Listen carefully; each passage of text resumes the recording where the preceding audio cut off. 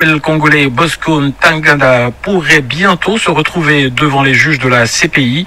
C'est en tout cas ce que souhaite la Cour. Un transfert immédiat à La Haye pour un jugement devant la CPI.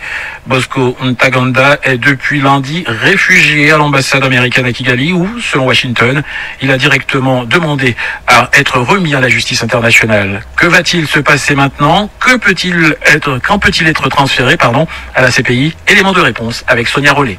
Des discussions sont déjà en cours avec la CPI et Kigali, c'est ce qu'affirme le département d'État américain. Le Rwanda, de son côté, déclare ne pas vouloir se mêler de cette procédure. Pas d'objection non plus de Kinshasa. Un transfert vers La Haye semble donc se dessiner. Mais avant cela, il y a toute une procédure à respecter. D'abord, il faut que le Conseil de sécurité de l'ONU lève les sanctions, dont l'interdiction de voyager, sanctions qui ont été prises contre Bosco Ntaganda en 2005. C'est une formalité, ça peut même aller assez vite. Ensuite, Bosco Ntaganda est sous le coup de 2 mandats d'arrêt de la CPI, mais il peut se présenter libre à La Haye et être arrêté sur place, sauf si les États-Unis ou le Rwanda se décident à exécuter ces mandats d'arrêt. Kigali dit ne pas vouloir s'en mêler, reste donc à savoir quelle sera la décision de Washington. Dernier point, comment se rendre à La Haye?